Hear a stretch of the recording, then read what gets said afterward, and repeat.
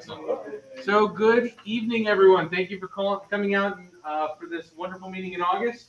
Thank you all for finding the meeting. Again, this is not our normal location. Never fear, we're going to shift rooms again back to our normal location for next month's meeting. This is just where we are while the summer session is or was in session. Pass that back. Or take it, whichever. All right.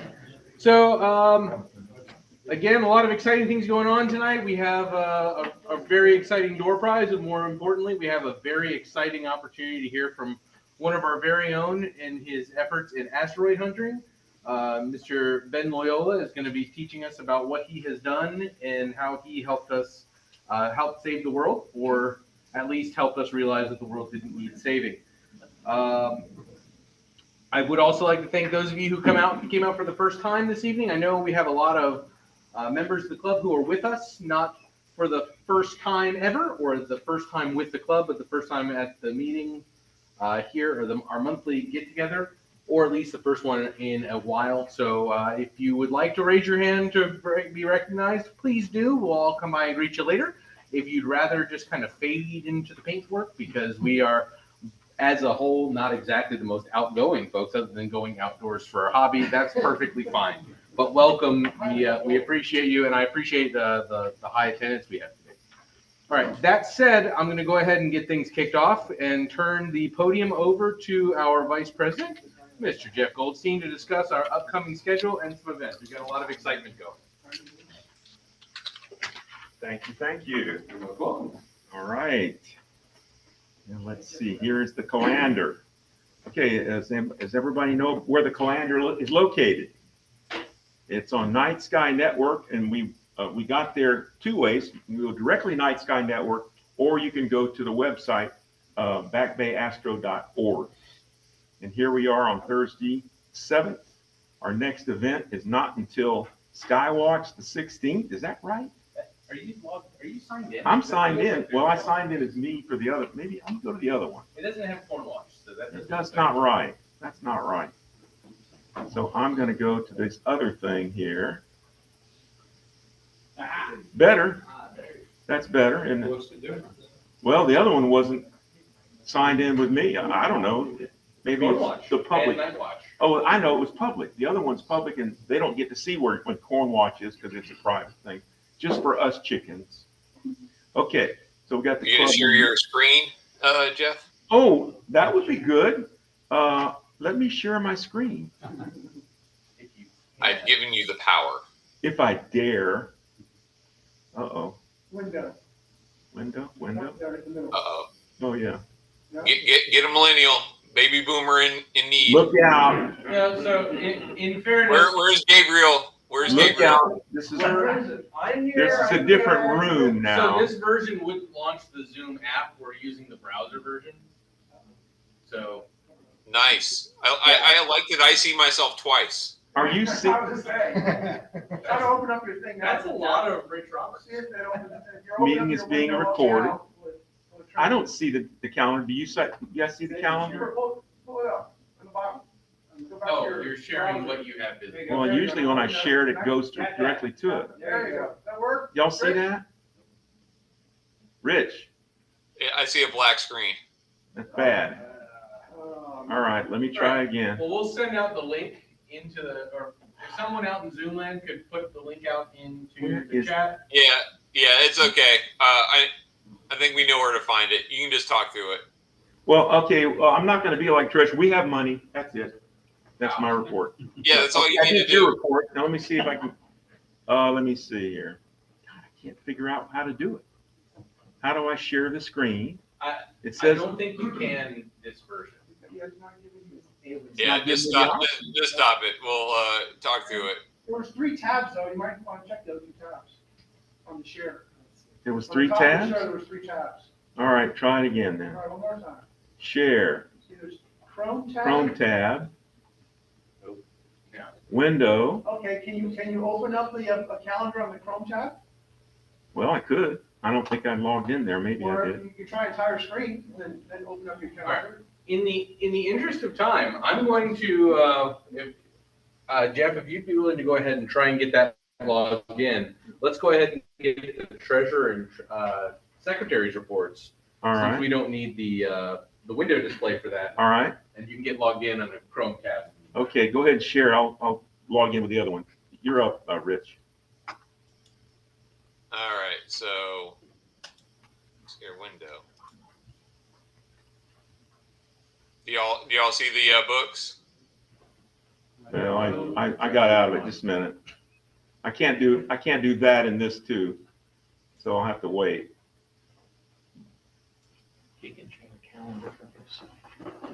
Yeah, maybe you can share the calendar. Yeah, you should not have a problem. I usually run it from Yeah, we normally run it from the app and it's not a problem, but the app would not load on this computer. Yeah, I have the same problem. I usually run it from. Am I sharing? Do you see an Excel spreadsheet right now? Just go ahead and tell us Where's that at? Proceed on the bottom. Proceed all the way to the bottom. All the way to the bottom. We're gonna trust you, Rich. Okay, you guys got it. It says proceed to back to Astro. Unsafe. On the bottom. On the bottom. There you go. There you go. We're almost there, Rich. Hold on. Yeah, well, we're not signed in, but All right, let's go. I thought you guys were doing I was having trouble sharing as well, so All right. We see your shiny face, Rich. okay.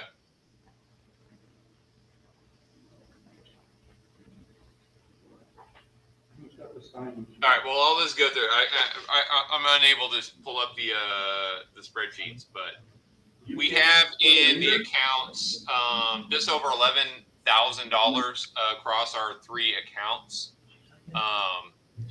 The reason that's about a $4,000. It was a $4,100 dip from the previous month, and it's not because Jeremy has a lot of new cool stuff in his his garage. And our scholarship winner finally cashed the check we sent her, so that was $3,500 that came out of our 2 scholarship funds. And then the rest of the money, we spent some East Coast Star Party money. Bruce had spent he spent his allowance of almost $700 on raffle tickets or raffle prizes for East Coast Star Party. We brought in a couple $100, mainly from East Coast Star Party registrations, and then we had we had 4 new members join, so we were up to 188 members. So yeah, the main dip, we're finding the scholarships. We got almost $1,800 in primary. We just got the check in about 872 in Georgia June. So that should be sitting pretty good. So we have brave souls who are going out on boardwalk astronomy even when it's cloudy, so we can say that we were there, and we can charge them for the scholarship money. And Georgia June with our raffle and our ticket sales, we'll get to where we need to be. So going into next year, we should be fine on scholarship fronts. But yeah, I don't really have any much to say. The other expenses we had was the picnic, buying food and stuff. So we had a lot of expenses, a lot of money had come out, but we had paid all our major expenses for the year already. So that $11,000 that's in there, it's probably not going to go down very much for the rest of the year. Should probably sit about there. We should probably break even because there'll be more expenses because the East Coast Star Party, but we tend to break about even on that. We currently have 9 registrations for the fall. So we've taken in some money and we spent raffle prize money, but those expenses are about to hit because I know Bruce is planning on buying porta potties and all that kind of stuff here in the near future. That's all I got. I got a question. Associate membership. What's the procedure for that? We have a couple of members that need to get paid up for associate membership. Do they write you, or how do they do it? How do they pay their membership? Is that the question? For associate membership. Yeah, it's same as a regular membership. If you go to the website, to the BBAA store, you will see a drop down. You can select associate membership and pay the $5. Okay. And for each person, like, there's no family plan, right? So it's $5 if you're an associate with Astronomical League, $0 for a associate member without Astronomical League, which is the Correct. family plan. So yes, there is a family plan if you don't care about voting or about getting a separate Astronomical League. Yeah, so I say like our club only events. If you're the member and you're bringing your kids or family members, no one's gonna care. Bring them along. It's only if you want to actually be a member of the Astronomical League, we charge you the $5 because they charge us the $5. They actually charge us $6 now, but We're just eating with an extra $1. yeah, we're okay. We got funds. And that probably comes in the fact if you're doing the observing programs and your son or daughter or somebody else in your family. Correct. Yeah, if you wanted to do Sky Puppy or something like that, you would need to be an AL member. So you would need that associate membership for your child and so we offer that for, I think you got to be under 18 years old to make use of that. Thank you. But that's why we set it up. So if you have a kid and they want to do observing product, they want to go down do binocular Messier, pay the $5. That covers AL, and you can get those. They individually can do those individual products and get the award, the certificates, and all that stuff in their name. Which Bruce is now looking a little unhappy because I think he was planning on covering some of that material, but that's. I'm just here to pick up Bruce's slack. We are all here to pick up Bruce's slack. All right, Jeremy teamwork. probably knows more about that than Any other questions for the treasurer? You ready? All right, any discussion or a willingness to accept the treasurer's report as brief? I'm going to accept the report. Second. Any discussion? Third, all in favor? Aye. Opposed? What are you going to do to not accept it? Like, what are the ramifications for me? I was gonna like wait. the attitude, so I said nay. I appreciate the bad attitude. Please note that John had a bad attitude. All right. It's probably because I worked him too hard carrying down a 60-year-old projector. All right. Gabe. All right, so I'm gonna be brief, so y'all don't have to listen to me ramble for too long, because as y'all know, most of you were there. It was picnic last month. So meeting was a bit short. It was about like half the usual time, and it was a great event, by the way. Big thanks to Jeremy for learning how to use a charcoal grill on the day, so we can have our burgers and dogs. Yeah, so really the whole meeting was just old business pretty much. Or new business. It was new business then, it'll be old business tonight. Really, and so I think that's gonna be saved for, I think we're gonna save it for that, just because I heard Jeremy's request. Other than that though, like there really isn't a whole lot else to talk about. Like again, like Jeff did his reports for like the June calendar events. And then Bruce and a little bit touched up about the shoemaker grants, which are things that looking for locally or privately funded like scholarships help track near Earth objects.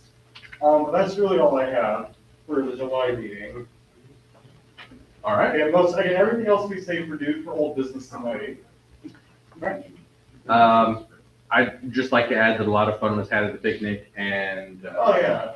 it was a lot of fun learning how to grill for 35 people for the first time on charcoal. That was not my best planning move. Other than my admission to charcoal ignorance, would any comments or additions, subtractions? Great job for your first time on charcoal. Well, you did a great job for my first time on charcoal. I'd like to move for a gas grill purchase. And the motion dies for want of a second. We'll have it. I'll entertain a motion to accept the minutes, abbreviated though they may be. Any? I think it was the second. In favor? Aye. Opposed? Passes unanimously. Excellent. All right, Jeff, I got you logged in up here. If you'd like to go ahead and go over the calendar. Well, I logged in before, but Why log us into you Chrome? can share. The whole problem is share. Here, Share with us? I will drive for Rich you. couldn't share? Rich, do you want to let us share? You have the power. Wicked. There we go.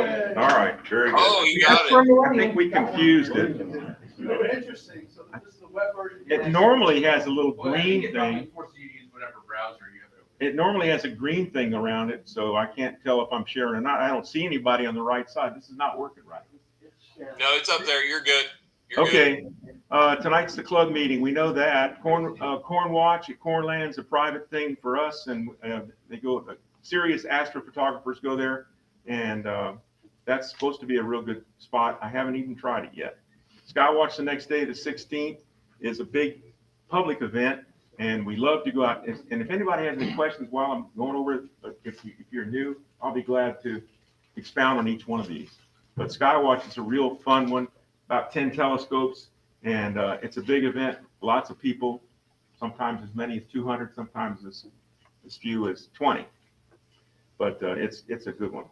Again, Corn Watch the following Friday, and then Night Watch at Chip Oaks is another private club event. Garden Star is the 28th, and George, you're not going to be at that one? Yes, I will be. Oh. No, wait, that's, in August I'll be there, September I won't. Okay, that's right. So Garden Stars at 8:30. George honchos that thing, and that's a fun event for the public. Let me see. I got to go to the next month here real fast. Okay. Astronomy by the River is pending. We're waiting for. They didn't put a time in, so we're waiting for verification for the times. But right now, I chose to put in 7:15. So we'll see if that time is satisfactory for everybody. And September Boardwalk Astronomy is that's number 5. I think we've hit all of them except We had even ones they didn't even have scheduled. yeah, they didn't even know. So that's a good one to go to. It's a fun event, plus it's a funny event too sometimes. This is Kempsville Rec Center following day on Wednesday. Astronomy 101. I don't know which one that is. I guess it's number 1, George, right? The 1st of October, yeah. Yeah, is that the first? No, Astronomy number 1, number 1. No, it's gonna be, animal constellation. Okay, great. Club meeting again the following Thursday. Saturday, Sunday, the 6th. That's at Elizabeth River Park. A lot of fun. If anybody does anybody need verification what Saturday, Sunday is, I'll be glad to talk about that. Such a great event. Because the general public doesn't know what I'm talking about. Saturday, Sunday, what do they have Sundays on Saturdays? I'm gonna be honest with you. I've been to one outreach event Okay, and I have not seen any way that any of the rest of it operates. really? Okay, Yeah, okay. it's been a real fun year. Excellent. Well, come out to the boardwalk for sure, and Skywatch, definitely those two. Lots of public and lots of people and lots of scopes, and even if you don't bring a telescope, it's a lot of fun. You can point to constellations and do things like that, and people really appreciate it. You'd be surprised how much you know compared to the general public. You know, where's the black holes? All this stuff. You got all that kind of stuff. Okay, where did I leave off? Saturday, Sunday. On the 6th, the general, here's the Friday Corn Watches, both of those together. Skywatch on the 13th, East Coast Star Party. So I hope Bruce will talk about the East Coast Star Party more, and we'll get some more members to sign up. There's only 6 of us signed up? A lot of All us right. signed up, so I don't think I've signed up yet. Okay. All right. And so that public night, that's a fun one too, on Friday night. It starts the 18th and it runs through Sunday morning. Okay, so it's all weekend and we're out of there by Sunday morning. Okay, and then Chamberlain's Stargazing, that's at the Chamberlain Hotel in Hampton. And I just approved that one yesterday. So they're excited for us to come out and show them the I'd like stars. more information on that one. Okay, yeah, let's take a That's look. local. For example, if you know how to go to Night Sky Network, Yeah, I saw the listing on it pop up. okay, and they're planning a Fly Me to the Moon and all this stuff. And the first time they schedule it, it goes through me, right? And they go, okay, we want to see Fly Me to the Moon. And first one didn't have the moon visible. So this, so I said, well, can we schedule you for a moon visible? So I suggested the 25th. So I think it's going to be waxing gibbous and Show them how to find the location. oh yeah, The location itself? Yeah, so let's see, okay, it's in Hampton, but you can click on the location, Click on the address. on the address itself, huh? Click on the address itself. Okay, That brings up a map. yeah, And you put in your starting. Fort Monroe. It's on the right-hand side. Yeah, right here. Uh-huh. Put in your starting position, like your home or wherever you're Uh-huh. from. We'll tell you how to get there. Give you step-by-step directions. TCC from here, and here's the directions, see? 38 minutes, not bad. You see, I live in Newport News now. Oh, it's even That's- shorter for That's you. what I'm saying. That's an event that I could probably do Excellent. something. Please do. I just don't know what. Okay, So maybe at some point we can talk about All what right. we got available. Show them how the RSVPs go. oh yeah, the RSVP, let me back up. This is key, and this is something that we're not all, and I myself am guilty of not RSVPing for events How do I get rid of terribly this? early. Oh, But if you RSVP for an event, one, the person who's the club member who's kind of heading that up knows you're planning on coming out. If it's a name they don't necessarily recognize and seeing all the time, that person may also reach out to say, hey, I see you're coming out. What can I do to help you? Also, if you RSVP for an event, because Jeff just mentioned something that's happening in October and it sounds really cool, and here it is, the beginning of August, you're like, okay, that sounds great, and then you flat out forget about it. You'll get a reminder 2 days in advance. Hey, there's an event coming up that you RSVP'd for, and you say, hooray! I'd forgotten I was going to do that. It's going to be awesome. Or I'm doing that. And then you make a choice. But that's okay. This is a volunteer effort. okay, so you get an email that says RSVP, yes, no, but if you ignore that and you think about it, you want to sign up for Chamberlain, you go to the calendar and you click on Chamberlain, and then you can RSVP right here, this tab, and you can scroll down, and if it's Hope Ziegler, you can just say add right here, and I'll go ahead and do it just to show you. And then you can change it to yes, or probably, you got two choices. All right, so I will not do that, because I'm not sure she was going to go. Also, But, if you RSVP for an event and the event ends up getting canceled, you get a notification that the event was canceled. Yeah. So there shouldn't be confusion. We try to over communicate when an event is going to get canceled or if it's going to be iffy. But What is the expectation for that event? for this one? So for all of our, Like, is it, are we just looking at the moon or Well, any yeah, specific, the fly me to the moon thing? So- Fine. the moon and Generally, Saturn. We'll be able to see Saturn too. we go out there and Okay, 'cause see, that's, there's only so many telescopes that you really want to point at the moon unless there's nothing else to see, which was where we were at this past week at the boardwalk. We had 2 telescopes pointed at the moon, and that's it. Jeff was showing pictures of previous things that were more interesting than the moon, at least for us, that he was projecting, but we were largely looking at the moon for most of the rest of the night.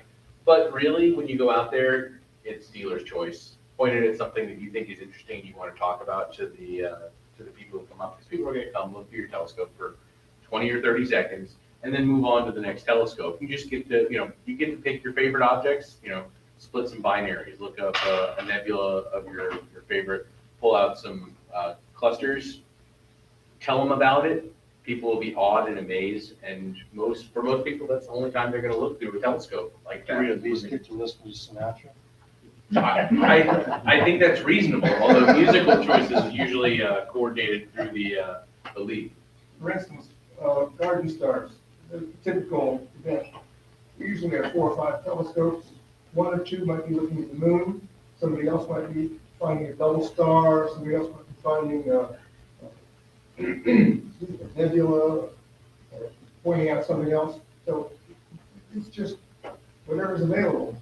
You call them targets and opportunities. Well, see, I've got basically like an astro rig that I could set up and do live views of what I'm looking at. And I have an 8-inch Sony. Now, the astro rig would be, it's tracking and all that kind of stuff. So you wouldn't be looking through it, you'd be looking at the screen. Right. But I don't know if that's anything that's anybody's interested in. And then the Dobsonian, you just, We've done that before too. Yeah, whatever you want to bring to the event, whatever you want to show, we're very, free to do whatever you want. There's no real set agenda for most of our events on what we're looking at. It's all of you. And if you need suggestions, like, I'm not really sure what to point at, we can go over, hey, well, I mean, tonight I would show X, Y, or Z. And then inevitably you and I will end up showing the same thing at the same time. And then we're like, oh wait, he's showing that, and we'll move on to something else. And that happens. He does. I swear, every time he moves to Alberio, I do the same thing. The difference is that with the Astro rig is I can just tell it where to go. Yeah, your passion and your knowledge is going to shine through, and it's going to be visible to those members of the public that are joining us. And that's what they really come out there for, to really see that slice of wonder. And especially as we're getting into the time of year when Saturn's going to be visible, there's nothing as amazing as watching the light of Saturn reflect in the glow of joy from somebody's face when they haven't seen it through a telescope before. Well, my next goal is live stacking of something. Good. That would be a cool thing. Lots of expertise here. Eddie's a good resource for that too. All right. I just signed up for Skywatch this next week coming up. You just signed me up? I just now signed up. No, I signed me up. Oh. Let me back up and show you. Oh, can't do it that way. So I am, well, I'll refresh the screen. I'm on the list. Should be at the top. There, no, it's still not at the top. Depends on how you're sorted. I think I sort by name by default. Yeah. Anyway, I'm a yes, and it's usually at the top. The yeses are usually at the top. Okay. So So that's happy to an chat easy with you either now or later if you want to discuss some more regular events.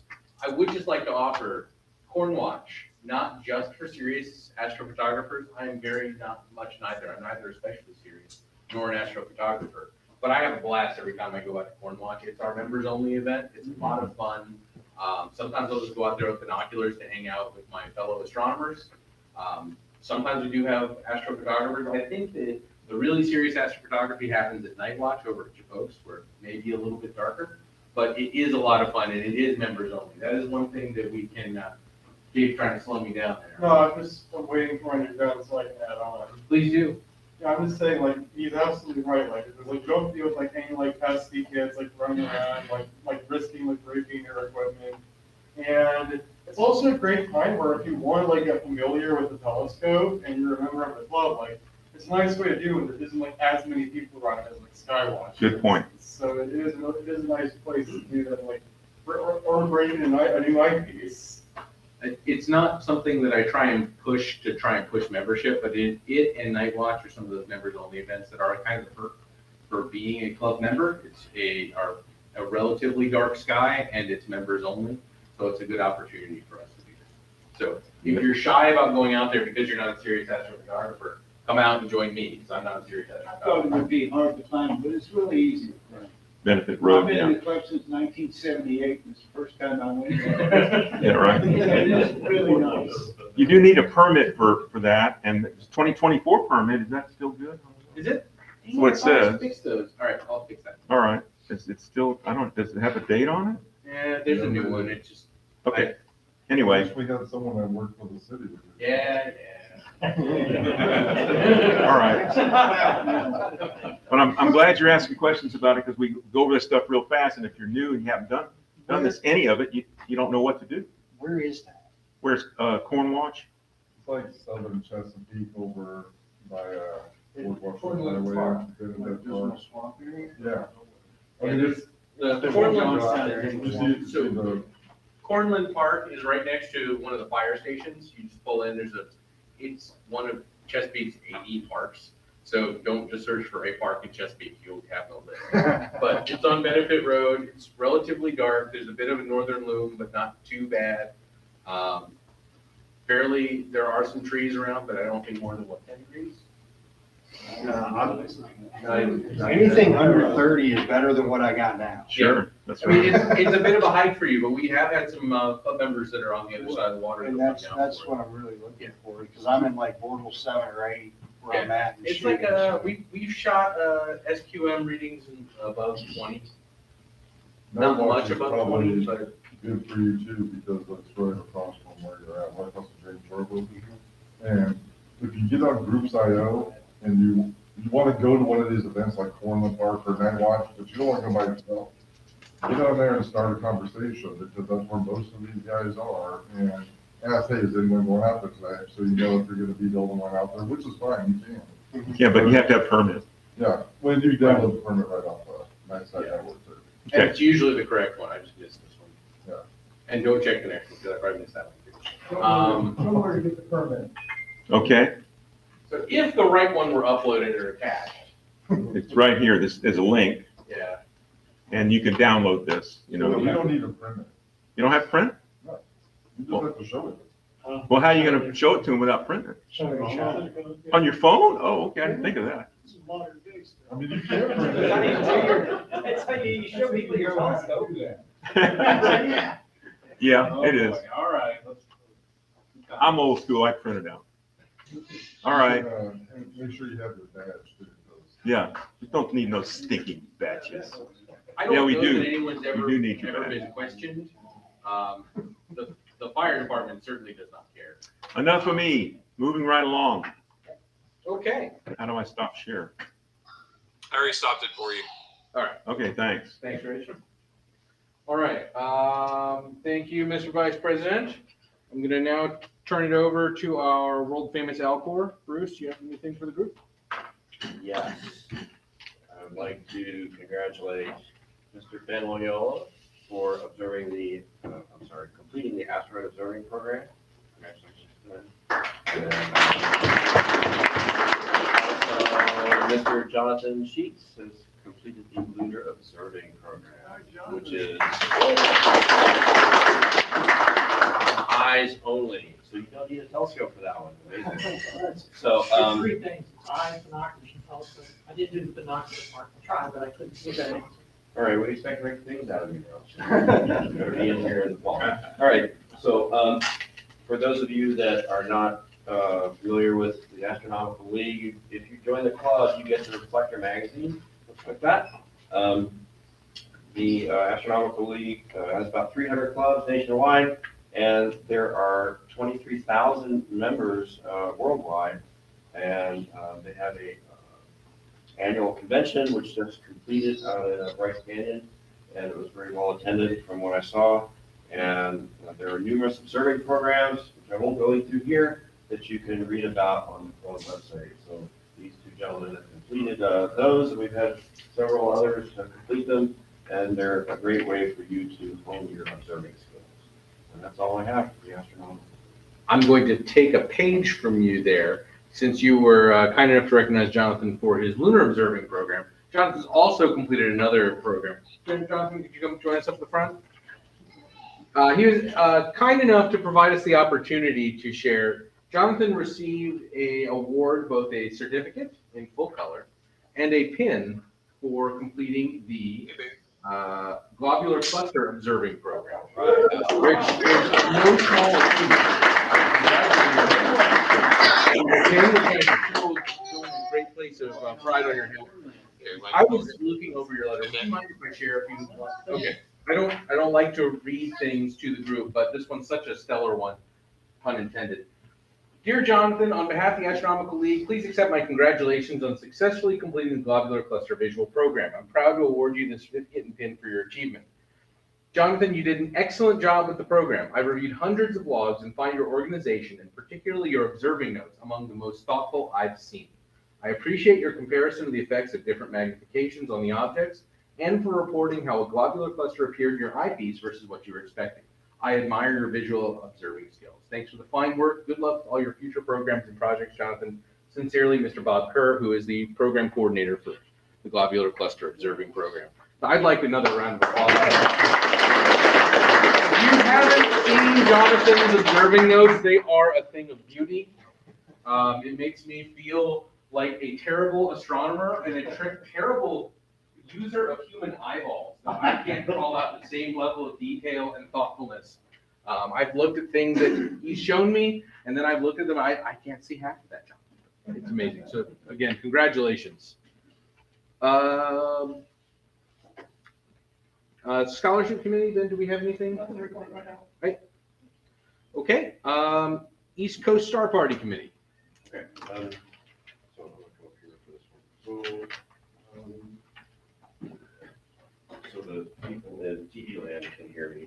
All right, so, does everybody have a East Coast Star Party flyer? Who did not get one? I have not got one yet. Hey, wait, I'm sorry. So, all your questions about this biannual event are basically answered here or on the website. So in summary, basically the East Coast Star Party is next month. We already did this once in the spring. It was very successful. At Gabe's suggestion, we had a very successful Messier Marathon, actually. Unfortunately, that is not available in the fall. You'll have to come back next March. But anyway, you could start in the fall. So long story short, the event starts on the 18th of September. And you need to register. It's required by the 12th of September. So it's about a month away. It's only $60. And we need to know the count. We need to know how much food to buy and how many t-shirts to order. Okay. So send Rich Roberts out in TV land all your $60 and we can get an accurate count. On the 19th, Friday, we will have a public observing night. So if you have friends or family that only want to show up for like an hour or two, they can trek out to Chip Oaks and hang out with us. So local sunset is at 7:06 p.m. We'll have a spaghetti dinner that evening. And as always, free coffee all night long. Thanks to George Reynolds Coffee Tent Extraordinaire. If it is cloudy, you'll have to listen to me talk about astronomy over in the visitor center. You'll need a lot of coffee for that one. I have a very deep voice and I tend to put my audience to sleep. I'm sorry. But anyway, yeah, come on. I actually do have a pretty decent that knows nothing about astronomy. All right, and on the 20th, on Saturday, we have a cookout, and we have hamburgers, hot dogs, and we will be drawing raffle prizes at direction of my benevolent overlords. I have been instructed to only buy large, expensive prizes this time. So here's what I got. I'm just going crazy and filling up my garage. It's great fun. So Celestron power tank. I have a Orion Q70 38 millimeter 2-inch eyepiece. I have a Orion basic telescope kit. On George Reynolds' inspiration, I found a refurbished Orion 80 millimeter refractor, short tube 80, which we will call the George Reynolds Grab and go scope. grab and go scope, 80 millimeters. Be like George Reynolds and come out and win this prize. And we have some Me 20 by 80 astro binoculars and the usual selection of Bruce Powers books to augment your astronomy and astrophysics library. Okay. Stephen Hawking, great guy. You know, Carl Sagan. I got some books by them. So anyway, come on out. It's a lot of fun, and we do it twice a year. And make sure if you have non-astronomers, come on out on Friday night and check us out for about an hour. And it is a rain or shine event. So as soon as you give us your $60, it's gone. We got it. So you better show up and take advantage. Okay? All right. Thanks. All right. Thanks, Bruce. I'd just like to remind everyone we're supposed to be encouraging people to want to sign up, not scaring them to not wait until the last minute. All right. The only last committee I have is the nominating committee, which I have not been able to find someone to pawn off the committee chair to. So that said, I'd just like to remind folks in November, we're going to be electing the vice president and the treasurer. If anyone's interested, please reach out. It's actually a lot of fun to be an officer for a club like this because it's just a great group to be part of and feel responsible for. It kind of encourages you to keep going. If you're unsure about what the duties are for either of those two positions, I encourage you first and foremost to reach out. I did reach out to Rich about that at Bruce's behest, and he's like, "We need to find somebody." Okay, well maybe I could be treasurer. I reached out to Rich, and he told me all about it, and lo and behold, he kept the job, and I didn't try. So there we are. So if you're interested in club officership, please let me know. Otherwise, I'm going to take it to observing report. Oh, you always say you never have anything. All right, for the. Well, I should announce that we had coffee and cookies. The please come get some. I don't want to take anything home. Okay. I'm sorry, I'll never forget you again, George. We should start with the coffee. That was possibly the most productive committee report yet. All right. What do you call it, committee? Observing reports from the group? Gabe? Well, I'm sure most of you, at least a couple of you have mentioned this, but on the Titan Shadow Transit from this past weekend, I would like to draw some attention to that. So for those of you who don't know, like right now on Saturn, and I think there's 3 or 4 shadow transits of Titan that are happening every week or so.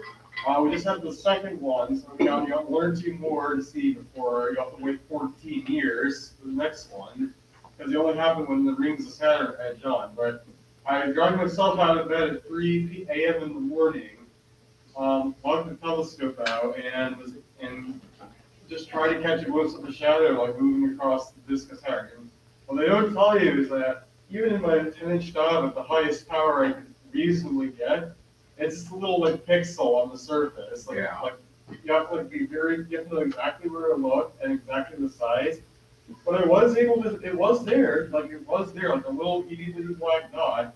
And as a nice bonus, Saturn was also in conjunction with Neptune that night, so I was also able to just detour.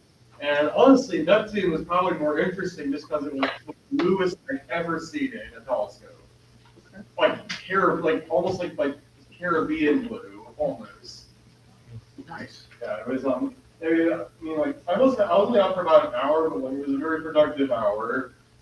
I looked at it the previous month, and I think I remember thinking to myself, I'm putting an irresponsible amount of power on my 12-inch dot because I put a 4mm eyepiece on. I was like, there's no way, but it I put a 5mm on mine, and that's a 10-inch. Rich? I went up to Highland County and had a 4.5 hour drive, just to get during the new moon, hoping to see the Milky Way and Portal 2, which I did, and then at 11:30 the fog rolled in. Not the clouds, the fog. And, but there's a campsite over there run by a couple of hippies that retired out there. They're off of, they're really sweet people. And it's just their own property, and he's a carpenter and set up a clubhouse in there with 6 bunk beds. And although I just used the tent, it was only $40 to use the tent beds. So I highly recommend it, other than the problem. I don't think anyone's ever said, man, those hippies are mean. No, yeah, it was really great. Really, really nice people. It's right below some Amish people in next to Monterey. Okay. Jefferson National Park there. John? Yeah, we at the last Cornland, Kent brought his 14-inch out, and we saw the supernova. And we also saw the Milky Way. It was a pretty good night there. It was. Supernova was awesome to see. Yeah, how far away it is, and it actually outshone the galaxy. The only reason it did was the surface brightness was higher on that than the galaxy itself. It was really neat to see it. I tried it at home in Virginia Beach with my 4-inch. Didn't know way, but we did see it. And by the way, Gabriel mentioned about the Titan shadow. You have another chance on September the 4th. And September the 20th. So it's still early morning, or is it early in the morning? Of course, it's going to be early. Saturn was rising 4 minutes earlier every day now, so it's so high in the sky now. No matter where you live, unless you've got really giant trees, you should be able to see Saturn. I'm not exactly sure of the hours at this point, but everybody's got a computer. So the 4th and the 20th. Jeff? We saw a bodacious amount of meteors at the meteor shower. Rip. The meteor drip, yeah. The most exciting thing, other than seeing 5 meteors, I know 4, I think. Your granddaughter saw 7? 7, yeah. But the most exciting thing was seeing the space rocket go off and take 50. And you could see it really, really well. SpaceX rocket launching some Starlink satellites. Starlink, yeah. We saw the separation and the rock. It was like a huge comet with big flare, big flare comet. Any other observing reports? Yeah, I just wanted to offer a suggestion if somebody ever wanted to try this out. I thought it worked well for me. I own German equatorial now. And of all of the things that you have to adjust, one of them is the cone area. You ever heard of that? Well, it's the difference between where your telescope is pointing and where the stars are looking at really is. Everything is perfect. So I have 2 PLS digital levels, and it was making me crazy. So I decided that I would try to do something about it. I was killing myself trying to get consistent results, setting up a telescope. So I had a brilliant idea. I decided that I would cut a piece of wood, this particle board. This would be the exact declination of the waveform. Put it on there, put a spirit level across there, crank away until it's nice and level. That's half the battle. And once you do that, you don't mess around with the altitude adjustment because that moves that, so it screws it up. The next thing to do is to adjust the telescope while using shim stuff. And it so happens that I have shim stuff. So what you do is you find a star someplace, I prefer in the south, measure the actual coordinates, you find it in the catalog, in the astronomical catalog, or whatever you have, and then you find what that position is on your map, coordinates that you have, and you subtract the difference. And when you get the difference in the altitude from what's supposed to be, what it actually is, you subtract that, and you figure out what the angular distance is that you have to add to shift. So that's what I did one night when I was trying to find something to really look at. So I jacked up the front end of the telescope, stuck in my 14,000 shim stops on either side of the support of the thing, and repeated. And I did it again just to see if I wasn't crazy. And I ended up with an error of 5 thousandths in the shim diameter, the shim thickness. So I said, yeah. And I said, I thought I'd show you that. And if you're looking for something smaller, that's what's left over. It really looks like a triangle. I made this so that it would have plenty of room to put the spirit level on it. And just thought I'd share that. Thank you. Any other observing reports? All right. Move on to old business. First item I'm going to cover is in October, we have, and it looks like Rich has been occulted. International Observe the Moon Night is coming out in October. Justin, do you want to discuss because I know you were the one who brought it up originally. I mentioned it a bit last month's meeting. But. So is this October 4th or? The 4th. 4th, okay. Yeah, October 4th, what's it? Saturday. Oh, yeah. This is the one that NASA puts on every year. It's a big international observe the moon night. They try to gather as many people as they can across the world to look at the moon all on the same day. And so at ODU, we used to have an event yearly for this. Then the pandemic got in the way. We just kind of fell back on it and have never really come back to doing that event. Unfortunately, we actually at ODU, we want to bring it back this year and just do something, but we have a football game on campus. And they haven't announced a time for it. So we don't even know if it's an afternoon game, is it evening, or what. So I figured the planetarium, we can offer some money to either help buy door prizes or move pies or something. If you all want to throw an event, we can help support it, again, financially or something. So I want to offer that out there.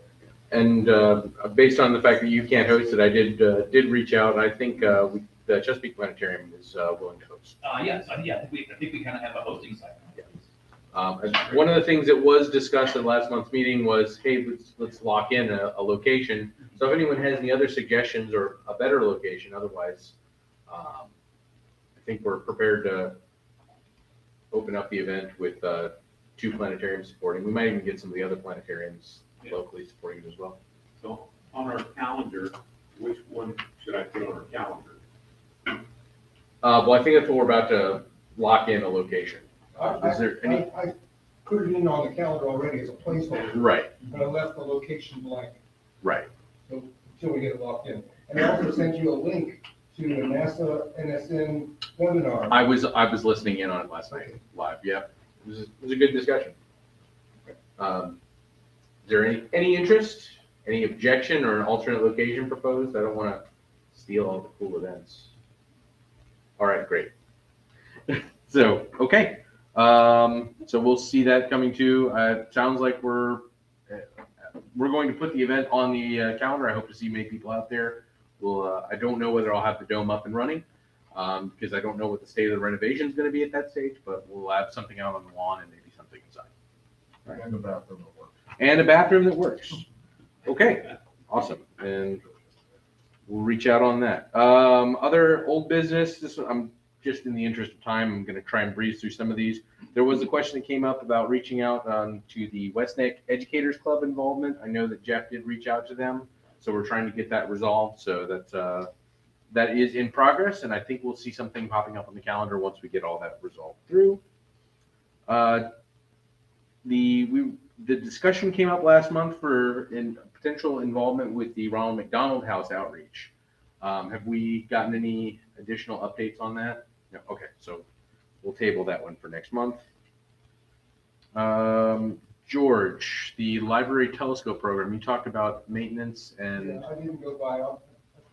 Okay. I've been really busy this one, but I'll try to catch it next week. Okay, we'll table that one again for the following month. The holiday luncheon venue, there was some just kind of general discussion last month about it. Is there any objection to us continuing our plan to host at or to hold at Surfrider?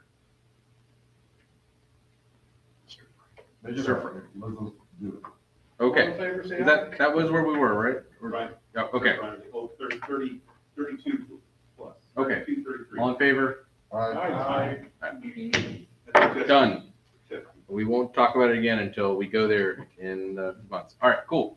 All right, that is our old business. One more, I have one more thing that's in. What'd you have? It is, the proposed, there's still less about buying banners for the club. I have that tagged under new business. Okay. That's fair. That's a perfect segue to So, new business. yep, great. All right, so new business. The things I have for new business are we want to make Rich spend some money, or rather, we want Sean to spend some money potentially.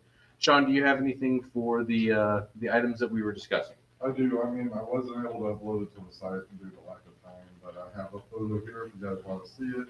Essentially, the new solar banner frame, or banner that NASA sent out is about this big. And we have a banner frame that's this big. And it's also, the one that we have is not like vinyl. It's Yes. cloth. And so we were discussing enlarging it because you can download the PDF and send off to a print shop. It looks like it'll be about $75 before taxes. It'll be 4 feet by 4 feet, and it'll have unlike the other banner frames that we use at these events, this one will have our name and logo on it because we're making it, and it will have our QR code on there so people can scan and go to our links and everything. And then obviously it'll have the information that NASA gave us too. And I will suggest, because we're gonna get to the flag thing pretty soon, the teardrop flag design, that if we want it, we should vote today because the prices are going up, what I found out. So, Sean's proposing, so those of you who were here 2 months ago, you saw the cool new banner that we got from the Night Sky Network. Problem is as awesome it is, full color, really exciting. We use the heck out of our magnetic sun banner at every Saturday, Sunday, and some other events. Anytime we do something during the day, This one is really cool. It has a lot of different information about the different aspects of the sun. Unfortunately, it's very small and it's not going to hold up very well. So Sean is proposing that we spend approximately $90, including shipping and any overage that's unexpected, to buy a new one that's customized to our club and will fit our needs. Any discussion? I just kind of recast your. Where's he gonna get the print, David? Vista print. Okay, the Chesapeake City, the school city print shop, that's all new equipment, and they can print on anything. And then we might check with them, and they give you a break on the price. Okay. And that's over in the old Great Bridge High School building, right there at Battlefield. It's not pleasant. We might ask you later for a phone number, although I have it in the office. So. Second. Well, that would be in lieu of them working out with Chesapeake, the motion would be to check with that first and then approve that. I would offer to the group, even though I'm not sure I can offer this, we make it a conditional approval that we reach out to them. If we can get it that way at a lower cost, great. Otherwise, we authorize Sean to spend up to $90 to get it if we can't get it some other way. I so moved. All right. Second. Any discussion? Any additional discussion? That was a great point, Tucker. All right. All in favor? Aye. All opposed? All right. Approved. All right. Next item.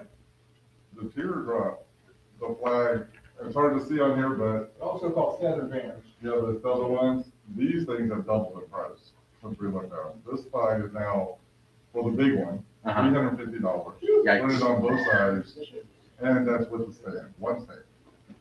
And this is a, kind of put the water in it. Yeah. So that's basically, I looked at two different sites right before I came here, and they've doubled. Now, I'm gonna ask, who Robert just suggested, maybe they can make it. Yeah. They probably don't make that. And this is, the price I'm telling you is the 15-foot one. Yeah. So the half the size might be half the cost. Okay. Where would you use that? You can set, I don't know if you can see what it says, but it says back there, amateur astronomers on it. It's got like any picture you want to put in the background and then our QR code on it. And you would use it at any event really. Because I was going to actually modify this with a dim fairy light, red fairy light in it. So it'll glow. And if you had it on the boardwalk and it's really tall, you'd be able to see it all the way up and down the Yeah, boardwalk. it'd be great like boardwalk astronomy, you know, that's like a lot of. Bring your phone up. You can use the document camera. Oh, it's not gonna be good for like skywatch. The boardwalk, like, We can't see our That cost is movable. What kind of material is it? Put it right here. This is 3.5 ounce vinyl. Yeah. Put it on the table. Put it right side. So it's backwards. Yeah. Looks like a knife. Good See if we can fix it so it's not backwards. That looks nice. So it There you looks go. cool. I think we can zoom it somehow. Maybe the print shop at the school might have that material. They said 15 foot. Yeah, this one is 15 foot. They do make like that 10 foot. So It'd be really cool to boardwalk. Yeah. And it's some of our bigger festivals. That's like a major, we are here. Yeah. I mean, the smaller one is like 8 or 10 foot, so that's still pretty big. And I just didn't have time to look at every price for every one of them. There's so many different options. Vistaprint website was actually airing out on me as well. Okay. So I got the big one. I feel like, well, I could, Shop that makes it. Why don't we start at 10 foot, see how it looks and see how it works? Spend a little bit less money? how about I send the 10-foot quote to you and you can distribute out to the Night Sky Network to do with that? Because it sends all the message that, you know, if anyone's got a complaint, they can let us know.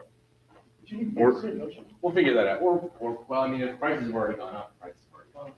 So, You yeah, know, the price has gone up significantly since last time I looked, which was about 2 months ago. we can figure that out. We'll send it out for discussion on the group's IO, and if people are copacetic with it, we'll do it. And if it's with the threshold that we don't have to discuss at a club meeting officially, Sean, what's your recommendation? You recommend the 15-foot, what you've seen and heard?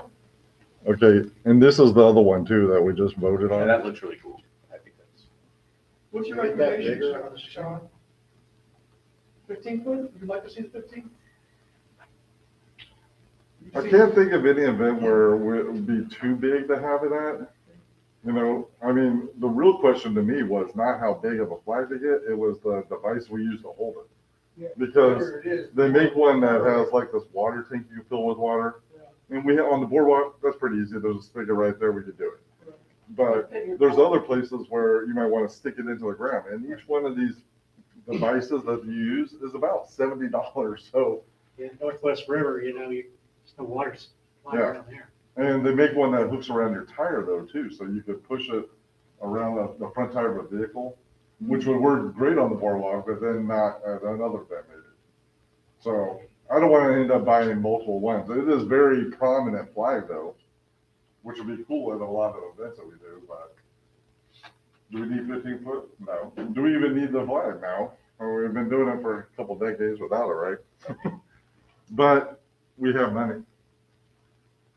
Good way to get the view out there. I think I like the proposal of, let's get the idea for what the 10-foot flag is. I mean, if that said, my hands are tied. If someone wants to make a motion for the 15-footer or a 16-footer, then we can. I don't think they make bigger than 15. Well, not yet, but if we have. We could I make. like to move that we make the big flag 15 foot. Okay, a second? And the pole, with the pole.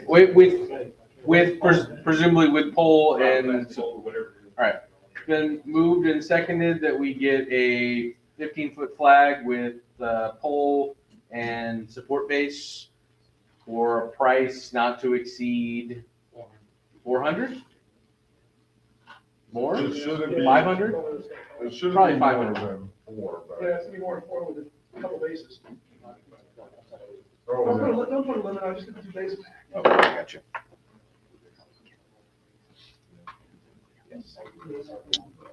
Okay, One for the tire, one for the water. all right, so up to 500? Up to 500? All right.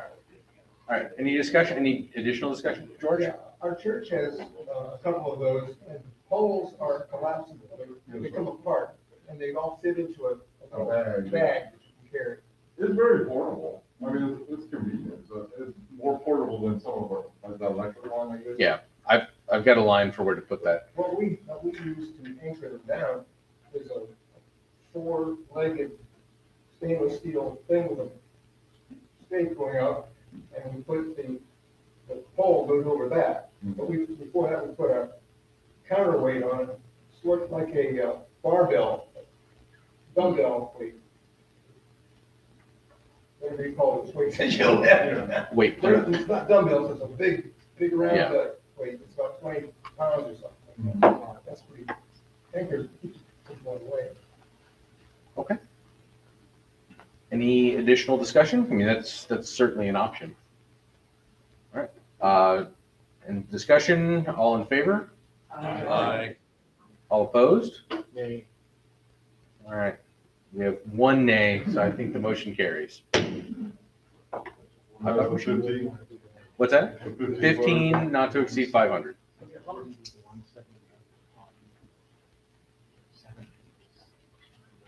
Okay, and John, did you want to talk about hot dog machine too, or have we not gotten there? Oh, I will a hot dog machine, don't you? Yeah. I didn't look up the price though again. Oh, you but didn't? You did right last time, right? Yeah, but I don't have it on my, off the top of my head. All right, we're gonna table that one for now. All right, in that case, I'm going to call the end of, well, actually, what I have prepared for new business. Is there any additional new business for the club tonight?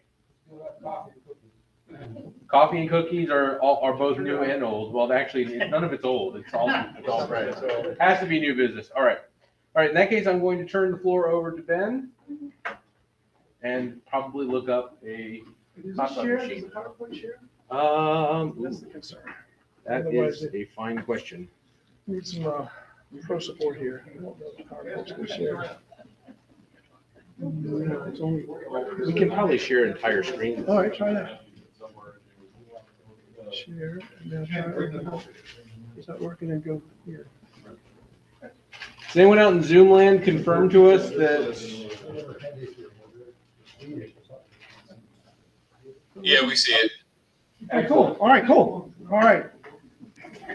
Are we ready? All right. Little background about asteroids, comets, and some of the stuff I've been doing, reporting them and how reporting. I'm going to share kind of some old ways of doing it and the latest way, which has really been a game changer and throughout the industry of asteroid hunting. Let's see here. Here we go. First, I want to go over some of the basic names. You might have heard some of these names. Start with the nearest asteroids. They put them in groups or family groups. The Arcturus, the Aten, the Apollo, the Amor, various orbits depending on where they orbit within. Is it between Earth and the Sun, between Earth and Mars and that? Then you got Mars and Mars crossover, Mars Trojans. But the main belt, the majority of the stuff sits there out between 2 and 4 astronomical units. And as a reminder, 1 astronomical unit is the distance between the Earth and the Sun. And the majority is in the Hungarian group. But you might have heard some of these names. The ones names you actually do hear quite often is the outer belt near Jupiter, the Trojans and the Greeks. And I always remember the Trojans are chasing the Greeks. And I'll show a little animation of that here in a second. The Neptunes has their own Trojans, and they're gravitational points in the orbit of these planets that attract these historical ancient rocks and pebbles and dust and all sorts of stuff. And then you got the trans-Neptunian orbits beyond Neptune, and the Kuiper belt, well beyond Neptune, and then the Oort cloud, which is basically all the stuff that makes space and interstellar space. So some of those names, you might hear them. I'm always in my logs and stuff, I try to categorize them and put them where I found them. And I'll show that to you later. This is basically, the more you learn about asteroids, the more you realize that there's just stuff everywhere, and it's all doing its stuff. You can see how they're organized and family clustered. Jupiter, going outside, the Trojans lag, and they're chasing the Greeks to the lower right-hand side. And then you have the near-Earth asteroids, and then the main belt, and that's the highest density right there. And of course, outside of all this, you have that Oort cloud. This is kind of an interesting animation. It shows the laggers, the Trojans, and they're chasing the Greeks. The Greeks are running away. So that's why I remember that. And that's why are they there? It's just a gravitational clustering that's happened back when planets were formed, and they just continue to linger.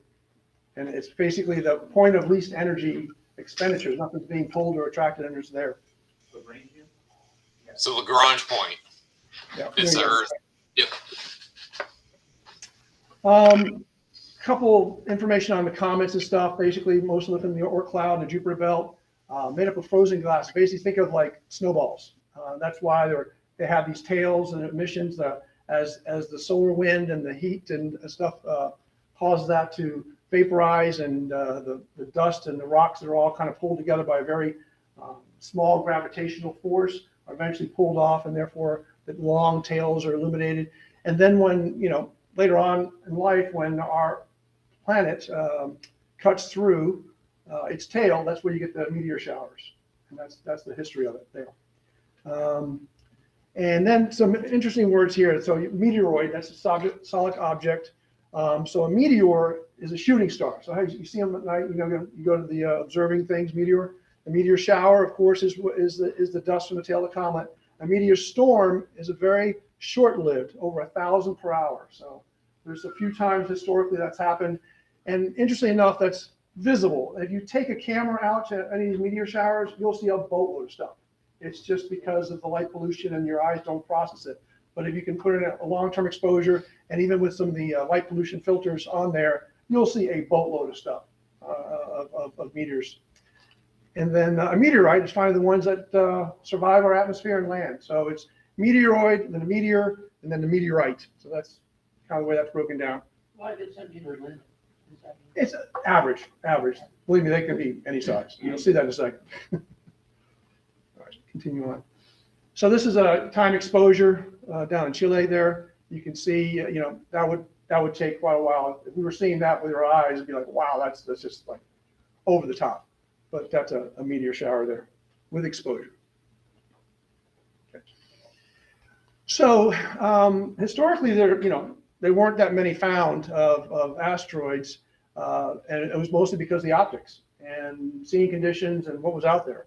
So this was, you can see in the lower right-hand corner, is 2002, and you can see here on this next one, if I can get to play, you can see the clock ticking. 2001. These are the known near Earth and asteroids, as well as the other one, the main asteroids. And as clock goes on, the density increased. And today's point is just over the top. I mean, it's just so crowded. Stuff is always running into everything, and something's pushing, something's pulling. They're just everywhere. It's just like the video game we played as kids, the little asteroid one. It is beyond belief how much stuff. Let me see. Do I have to hit the next arrow to show this one? Don't know. It has a long lead in. Let me see here. Hopefully this animation plays. It's pretty good. Nope. Go back. Come on. Let's try. There you go. Oh, this way. Okay, there you go. All right. We'll do it this way. Give it a second. And this is a little time lapse that plays. Will it play for us? No? It's not going to play. Oh, here it goes. Here it goes. Okay. There you go. Okay, there's the clock, 1999. And again, these are the sky surveys and amateurs contributing. These are known orbit, typically numbered asteroids. And you can see 2009, 2018. Oh, it just goes beyond this. It literally is exponential. And there you go. It is just clustered with stuff. And that's 2018. So more are being identified? All the time.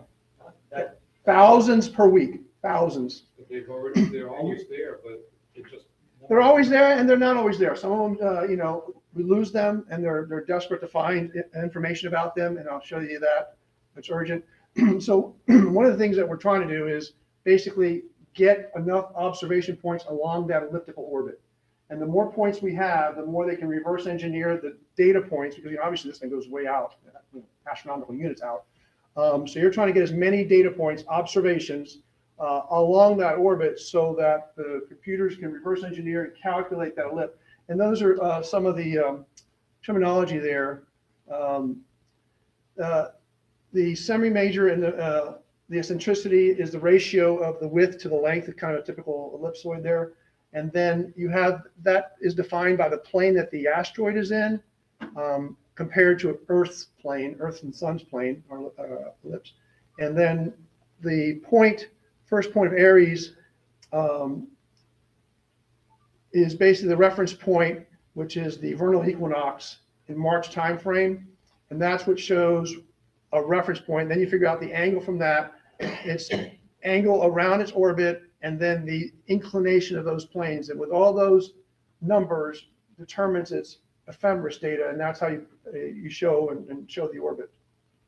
And these are a little more detail on that. So the goal is to provide enough data points so they can calculate these variables for the elliptics. So how do we do that? Here's an example of a typical asteroid, pretty much in plane with the planets.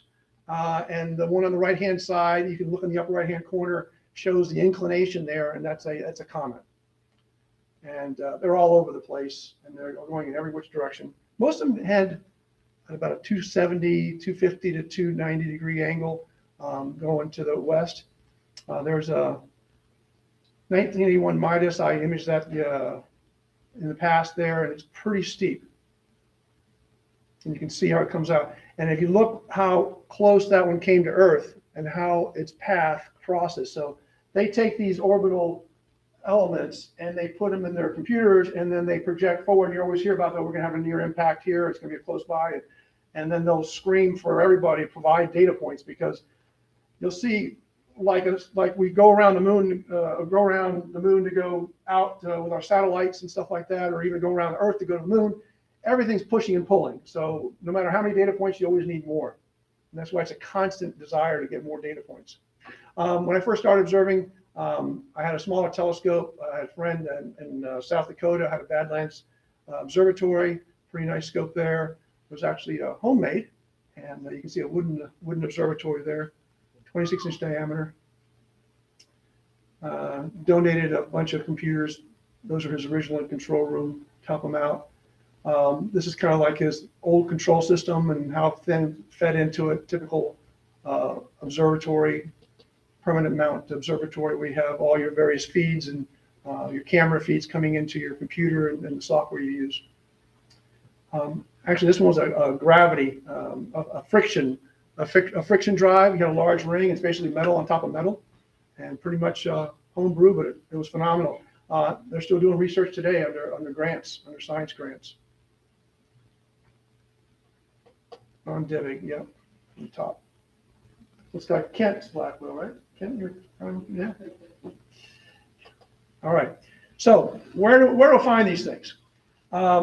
They're not self-illuminating. They're not an emission nebula or nothing. These are dark rocks, you know, ice clusters of dirt and dust and everything else from the origins of our universe and stuff. So you need that sun to bounce off of it and come back, because you're just looking for photons, individual photons to hit your sensor on your camera.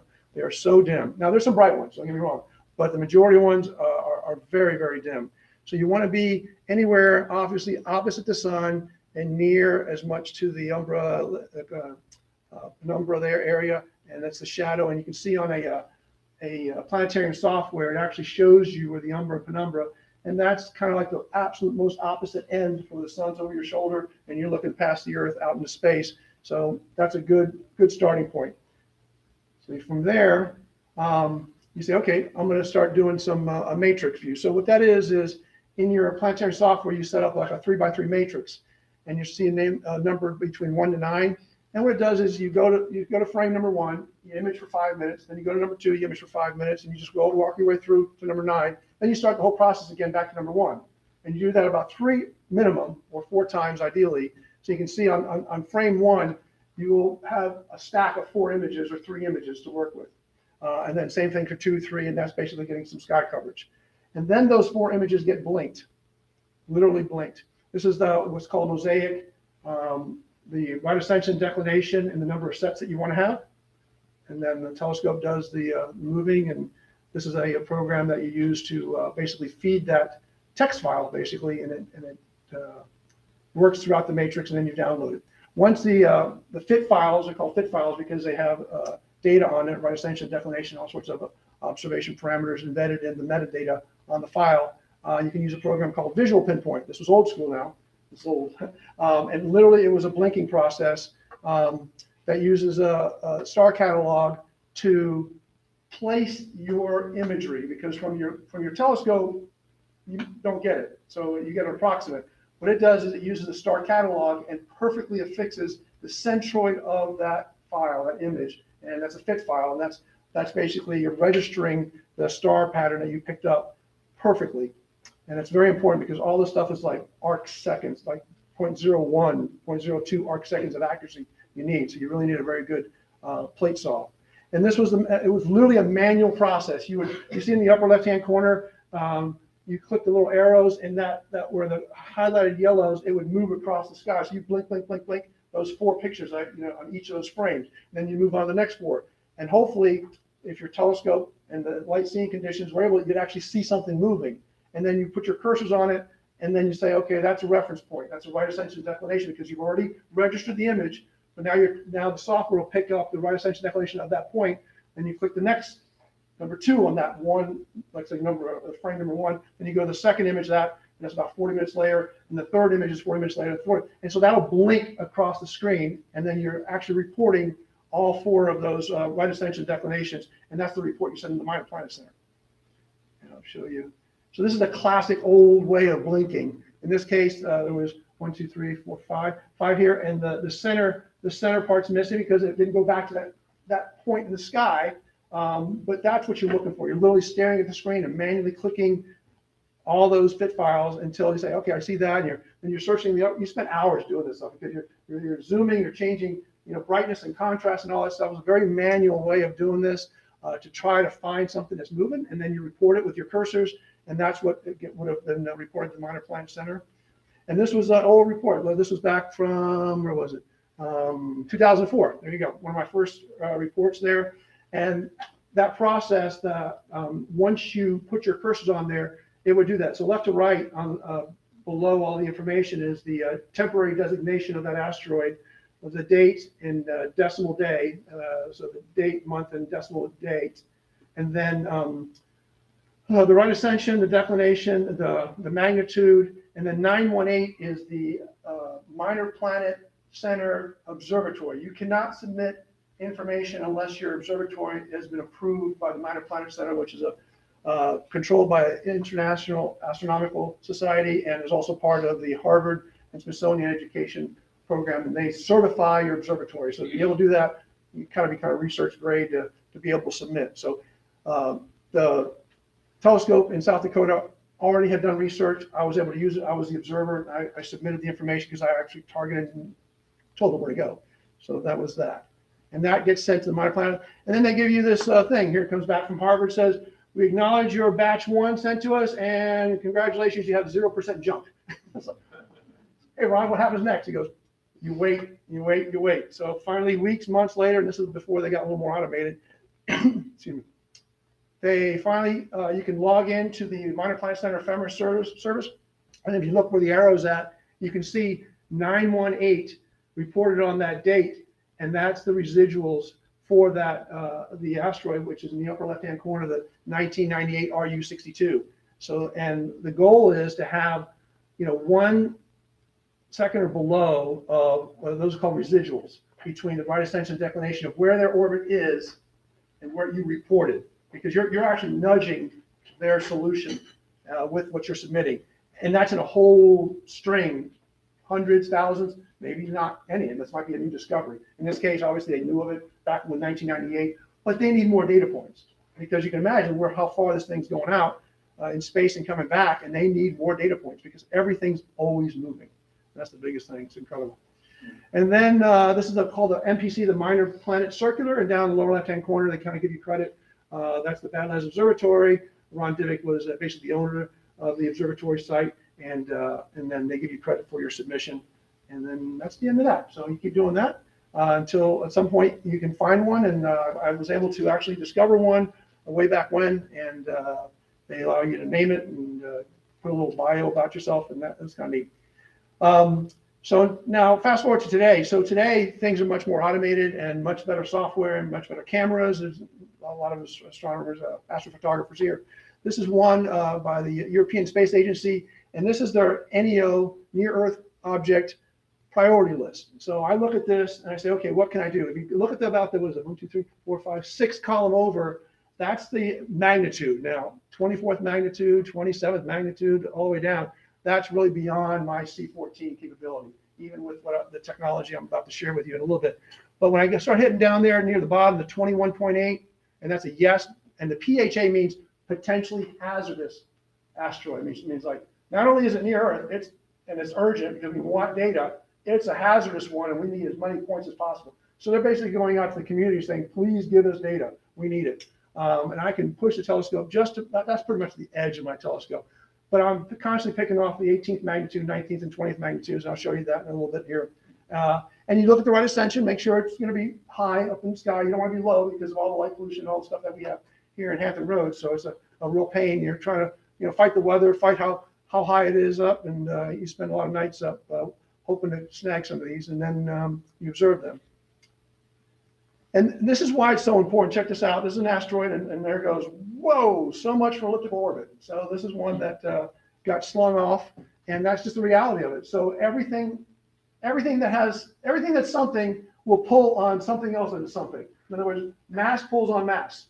So if it comes by a planet, or the fact even it's going by us a bunch of objects, or it's cutting through the orb cloud, or it's cutting through the asteroid main belt, it's going to move. It's going to be pushed. And then you throw the solar flare, a solar wind on top of it, it's going to be pushed another direction.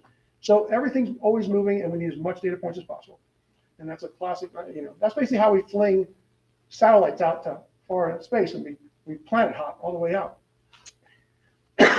So here's the RRT, which we have access to up at Fan Mountain. Any member is welcome to have free credits and use this wonderful telescope, the 23-inch Ritchie creatine out there.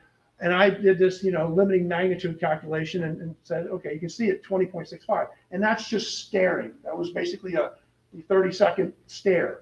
And the problem with staring is that you start building up noise, so it really hurts you long term. That's why today's technology, we do stacking. And a lot of astrophotographers definitely understand that. And I'll explain how that works. So you can see how quickly it's like, well, even a 23-inch telescope only get 20th magnitude, and the vast majority of all the NEOs and all the other stuff that we're worried about is 21st, 22nd, 24th, 24th, 25th. You really got to work on that. So a little bit about technology and what's going on. How you want time? Okay, we'll hurry up. So typical ZWO camera. This is the one I have, the 183, and you can see the pixels and stuff like that. But I'll bring your attention to the lower left-hand corner. That's a typical sensor, and it's embedded into a circuitry. Well, your imaging, in mine's monochrome, but it's full spectrum monochrome, and any heat, it will excite that because it's trying to pick up individual photons. One individual photons, if you look in the lower hand corner, the photodiode converts one photon hit to one electron, and that's how it's kicking an electron off a shell and registering into a little memory, storage, and then it reads that storage. So you can see that you're doing everything possible. You're tweaking your optics, your skylights and your noise pollution, everything to extract photon that you can actually measure in your sensor.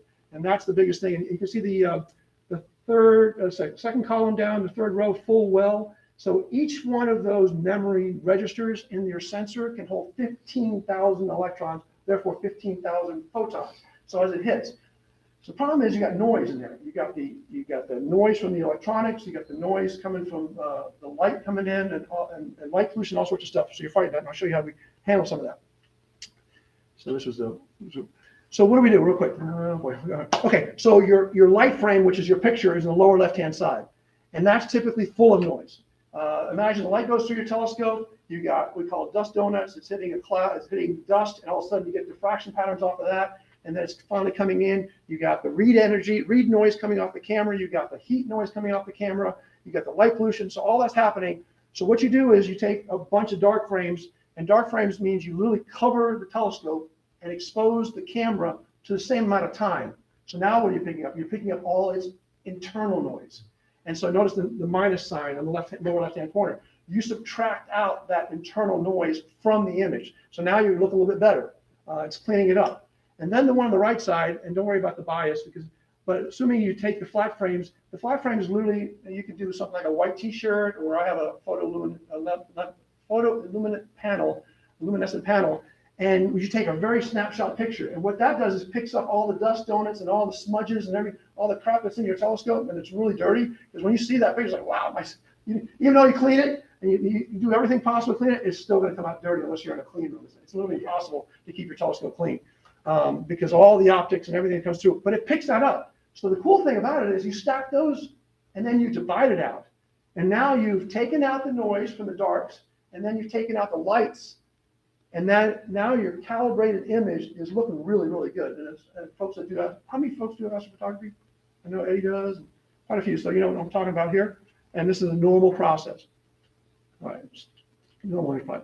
And so upper left-hand corner is typical, fuzzy, very grainy image, and not too many stars in it. And then you start doing some calibration and some registering, and then you get the better picture. And you can see down at the bottom now that what we do now is I take 61-minute images, and now you can see not the hopping, you almost get a streamline effect. It's almost continuous. So much better process. And Game Changer, Tycho Tracker by Daniel. I've spoken to him many times and helped him on the tail end here, some suggestions on his software, but phenomenal.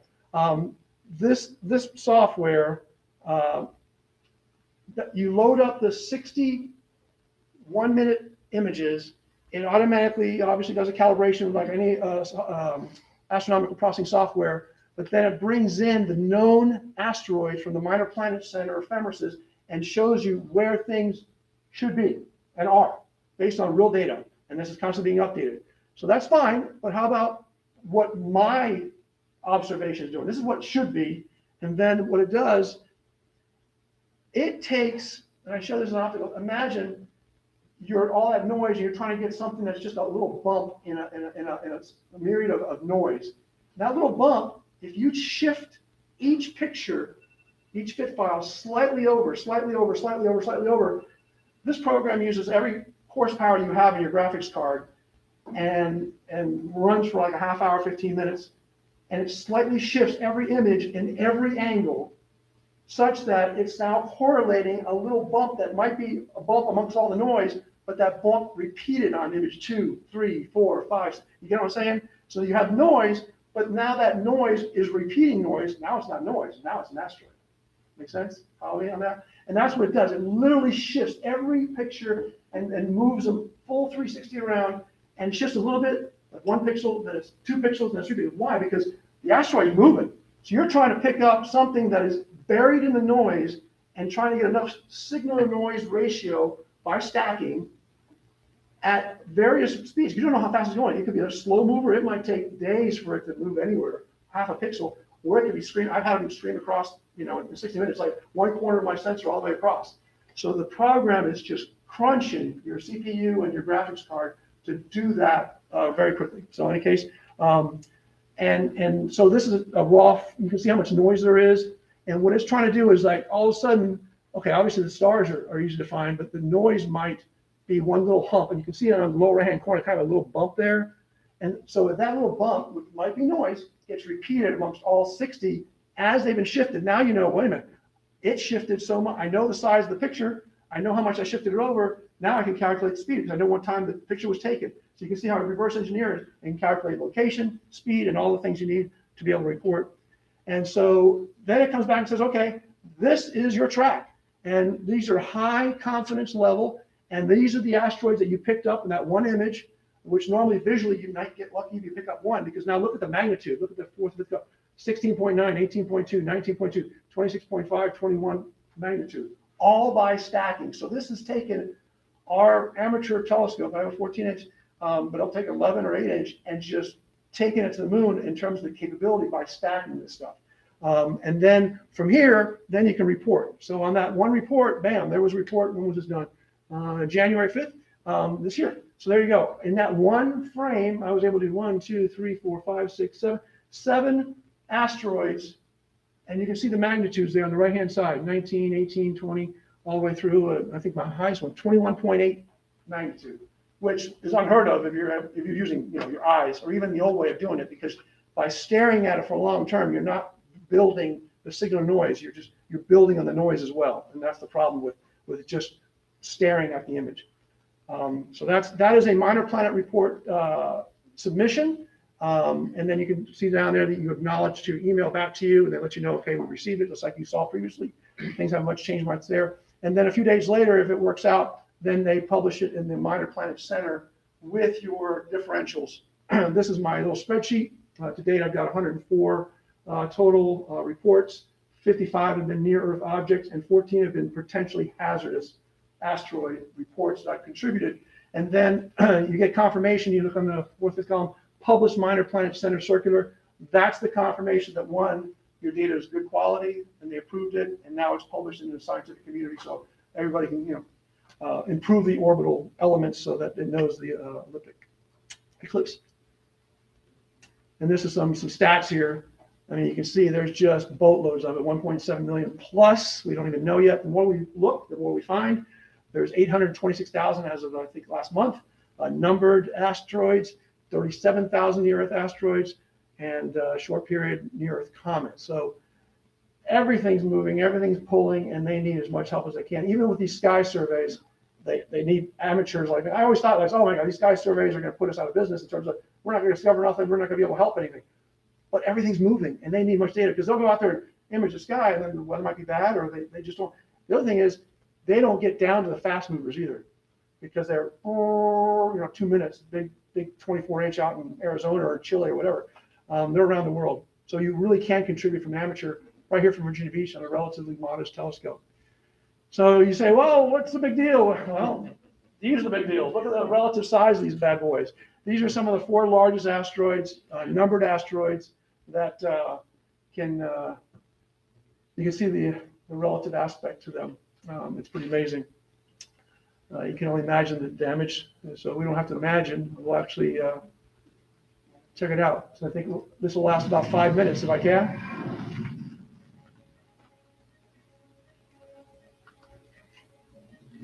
And this will be it.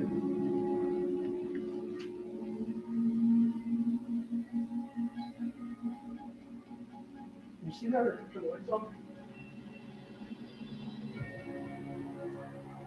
It's a 5 minute, and we'll be out of here.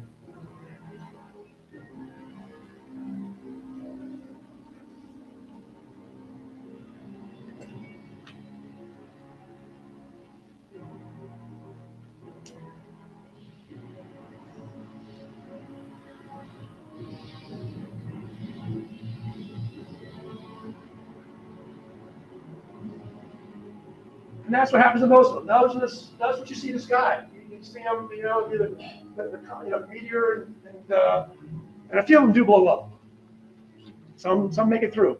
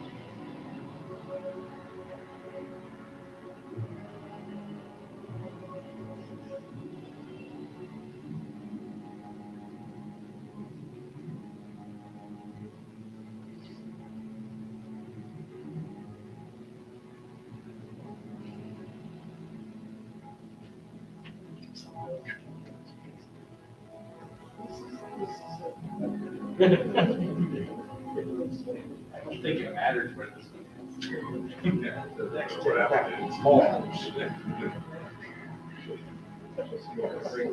Series, this is gonna be the last one.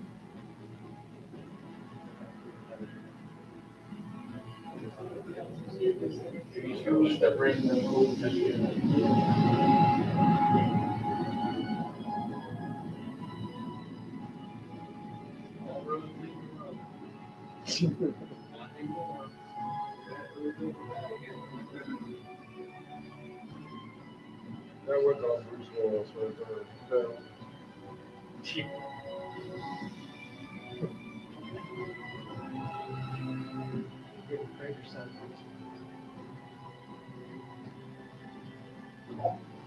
Yeah, but how deep? Yeah, really. It's one way to fill in the bed. With lava. That's not beat up, does it? That's a real asteroid now. That's a real asteroid. Can you guess?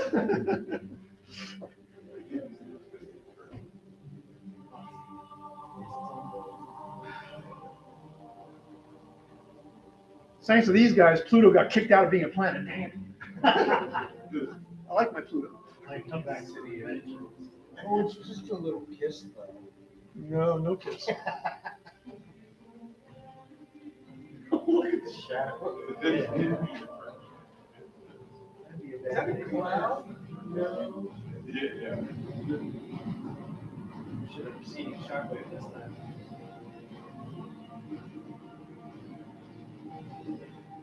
That's gonna be. How about that? That's really serious.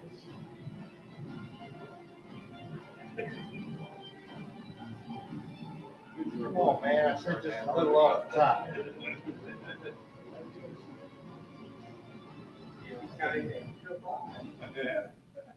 Well done. All right, well, so as astronomers, we know too much now, right? We just know too much. Like being a nuclear engineer, I guess. Any It's case. just a flesh wound. I'm gonna get out of here, but any questions or not, because that's why I'm so passionate about this stuff. I really, me and my girls, we pray every night, it's like, protect our home, our neighborhood, our country, our planet, especially from asteroids and solar flares. Every night. So, two things, you know, one and I wouldn't even know what happened. I think you got a question from the audience. And we're running a little behind, but go ahead. Yeah, real quick. I was curious because I saw on a lot of your reports that you're reporting magnitudes in R band. Are you actually shooting, or is you doing unfiltered? Is what I imagine you're doing. Unfiltered. Yeah, and then you just had to pick one. I do know people who do multiple bands of the same asteroids, and from that they can get rotation and things like that. Interesting enough, I mean, you can get rotation just because it's shift in magnitude, get light curves and stuff as well. It's pretty amazing. Yeah, And you're doing that to find out the software is so precise and so accurate. It's precise. I'm blown away that, it's something inexpensive, $50 on software. And he's a scientist. He works for the FAA and just wrote this. And, it's a phenomenal technology he's pulled together that any amateur telescope can just pull this, extract the data that you're capturing with your little camera. It costs $300, $800. Can you get the size of the asteroid? Get the rotation, can you get the size? I've never done rotation. The software supports that. I've never done any of the light curves or any of the rotation. He does those are different modules in his software. I haven't got any sizes on that now. Now, on the known asteroid, they know them quite well. But yeah, when they're doing the rotation, they're actually looking too for not just like size, but kind of like the shape. And I can't tell you enough about how they actually do it, but I know the guys do that with. Yeah. Usually by shooting with different filters, measuring the different magnitudes, they can work out because these things are not spheres; they're all irregularly shaped, and so they can figure that out. And there's different stuff they can figure out. So like this Mars moves. yes. Anything else? If not, thank you. We're glad that you're out there protecting us every day. Fine, done our part. They're out there. Stand by. So, as Ben did point out, we are a little over time, but I hope, everyone found that the time was well there. I certainly did. Door prize? Can't let me have any sort of lead. All right, all right. That is our presenter. I'm sorry. Does anyone not have a door prize ticket? All right. The number is, last two digits are 65. 65, everyone. All right.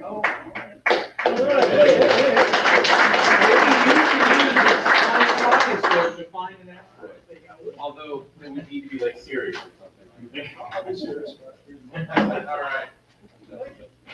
All right. Does anyone have anything else for us tonight? Hey, I let's think see I'll what he got. entertain a motion to adjourn, and thank you all for your time. What did he get? I got a motion to adjourn. Second. All right. Any all in favor?